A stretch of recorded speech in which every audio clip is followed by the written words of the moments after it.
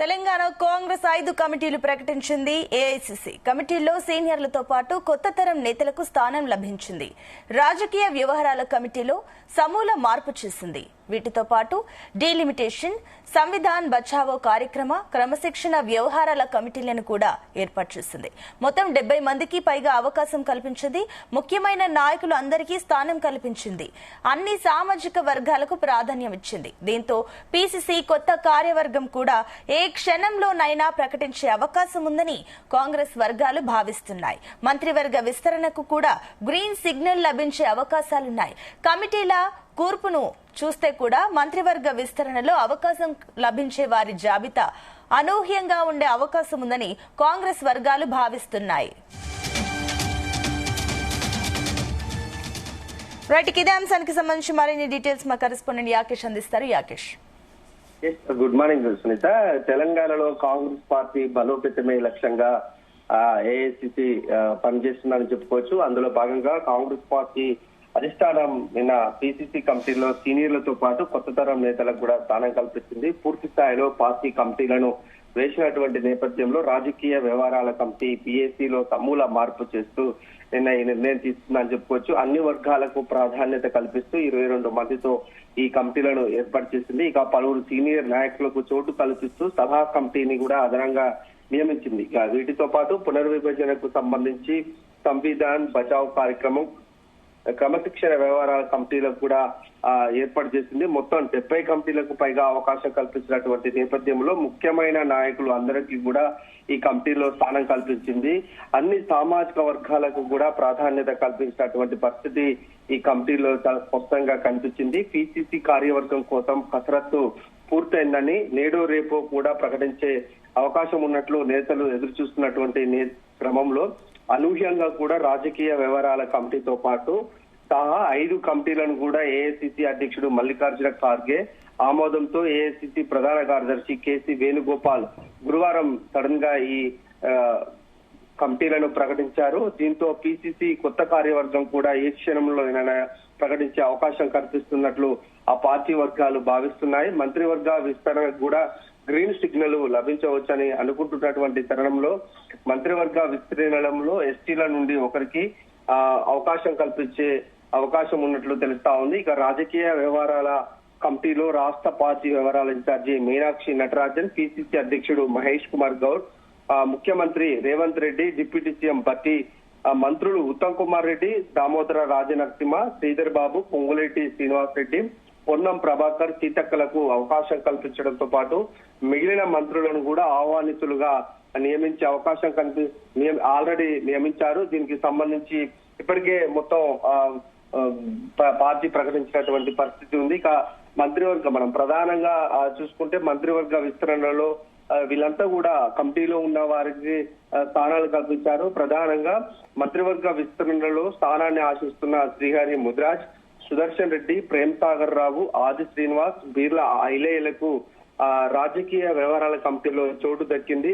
మైనార్టీల నుండి షబ్బీర్ అలీ, అజారుద్దీన్లకు అవకాశం కూడా కనిపించింది. ఇక పీసీసీ కార్యనిర్వహణ అధ్యక్షుడు, అనుబంధాల సంస్థల అధ్యక్షులకు కూడా అవకాశం కల్పించారు. మొత్తం మీద మంత్రివర్గ విస్తరణలో తమకు ఖచ్చితంగా స్థానం ఉంటుందని భావిస్తున్నటువంటి కోమటిరెడ్డి రాజగోపాల్ రెడ్డి, వివేక్ల పేర్లు మినహా మిగతా అందరి పేర్లు కూడా ఈ జాబితాలో మనం పార్టీ ప్రకటించింది. దీని మంత్రివర్గ విస్తరణలో అవకాశం లభించే వారి జాబితా అనూహ్యంగా ఉండే పరిస్థితి కూడా లేకపోలేదని మనం భావించుకోవచ్చు. ఇట్లానే రాష్ట్రంలో ప్రధానంగా ఈ మంత్రివర్గ విస్తరణకు సంబంధించి ఇప్పటికే మాదిగా ఎమ్మెల్యేలు కూడా తమకు ఒక మంత్రి పదవి ఇవ్వాలంటూ కూడా పెద్ద ఎత్తున కూడా సమావేశంలో అయ్యారు. ఇప్పటికే వాళ్ళంతా కూడా ఢిల్లీకి పోయారు. పార్టీ రాష్ట్ర వ్యవహారాల ఇన్ఛార్జితో పాటు వాళ్ళంతా ప్రస్తుతం ఢిల్లీలో ఉన్నటువంటి నేపథ్యంలో మాదిగా సామాజిక వర్గానికి సంబంధించి కూడా ఒక మంత్రి పదవి వస్తుందా అనేది కూడా కొంత కనిపిస్తా ఉంది. వారి భేటీలు కానీ అక్కడ పార్టీ నేతలతో కూడా సమావేశాలు జరుగుతున్నటువంటి నేపథ్యంలో వాళ్ళు పెద్ద ఎత్తున కూడా పట్టుబడుతున్నారు.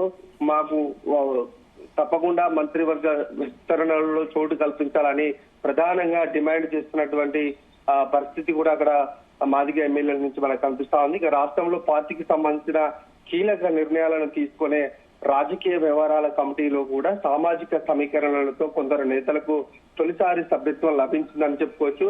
ప్రధానంగా అటు ఎమ్మెల్యేలు ఆది శ్రీనివాస్, వాకిటి శ్రీహరి, బీర్లా ఎలయ్యలతో పాటు అజారుద్దీన్, ఈరవర్తి అనిల్, జట్టి కుసుమకుమార్లకు తొలిసారిగా చోటు కల్పించడం ద్వారా పార్టీ వారికి సామాజిక వర్గాల వారిగా ప్రాధాన్యత కూడా ఇచ్చినట్లు భావించుకోవచ్చు. రాష్ట్ర కాంగ్రెస్ లో కీలక నిర్ణయాలు తీసుకునే రాజకీయ వ్యవహారాల కమిటీనే కాకుండా దీనిలో చోటు కల్పించడానికి అధిష్టానం పలు జాగ్రత్తలు తీసుకుందని సీనియర్ నేతలు చెప్తున్నటువంటి పరిస్థితి. గతంలో ఉన్నటువంటి మాజీ ఎమ్మెల్యే, మాజీ ఎంపీ విహెచ్ లాంటి సీనియర్ నేతలకు కూడా అధిష్టానం ఈసారి సలహా కమిటీలో నియమించింది. గత ఎన్నికల్లో పోటీ చేసి ఓడిపోయినటువంటి పలువురు నేతలకు కూడా అవకాశం కల్పించింది.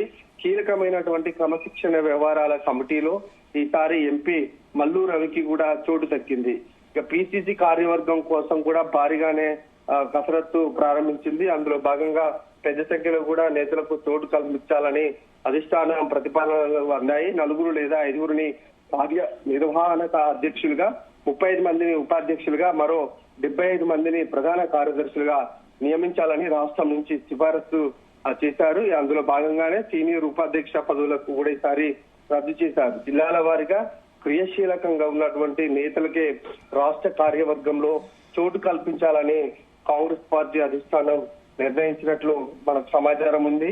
ఇక పిసిసి అధ్యక్షుడు కూడా దీనికి సంబంధించి క్లారిటీ ఇచ్చినటువంటి నేపథ్యంలో ఆ పిఏసి సలహా కమిటీ, క్రమశిక్షణ వ్యవహారాల కమిటీలో సీనియర్లకు, అన్ని సామాజిక వర్గాలకు అధిష్టానం సముచిత ప్రాధాన్యత ఇచ్చిందని పిసిసి అధ్యక్షుడు మహేష్ కుమార్ గౌడ్ కూడా ప్రకటించారు. గతంలో కీలకమైనటువంటి కమిటీలో చోటు లేని పలు సామాజిక వర్గాల నేతలకు ఈసారి కులగణన నేపథ్యంలో అవకాశం లభించింది.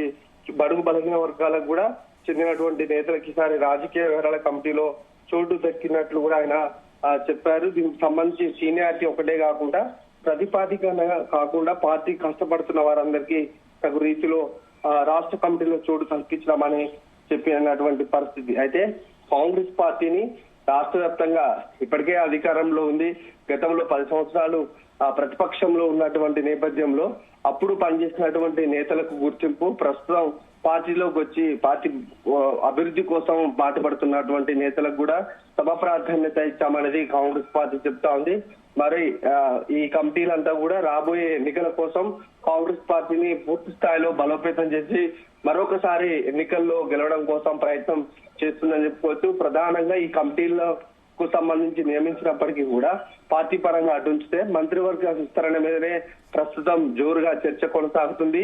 అటు ఇప్పటికే మాదిగ ఎమ్మెల్యేలు ఢిల్లీలో ఉన్నారు. ఇప్పటికే సీఎం రేవంత్ రెడ్డి కూడా ఢిల్లీలో ఉన్నటువంటి నేపథ్యంలో మంత్రివర్గ విస్తరణ 2-3 రోజుల్లో ఒక కొలిక్కి వచ్చే అవకాశం కనిపిస్తా ఉంది. ఇప్పటికే అనేక మంది కూడా పోటీ పడుతున్నటువంటి నేపథ్యంలో పార్టీ కూడా సామాజిక వర్గాల వారీగా మంత్రివర్గంలో చోటు కల్పించే దిశగా ఆలోచన చేస్తా ఉంది. ఈ క్రమంలోనే అటు ప్రధానంగా ఉన్నటువంటి నేతలు, మంత్రులతో కూడా ఇప్పటికే మీనాక్షి నటరాజన్ ఇన్ఛార్జి చర్చలు పెట్టినటువంటి పరిస్థితి కనిపించింది. అందరి అభిప్రాయాలు తీసుకొని సామాజిక వర్గాల వారీగా మంత్రివర్గంలో స్థానం కల్పించే అవకాశం అయితే కనిపిస్తుంది. సునీత.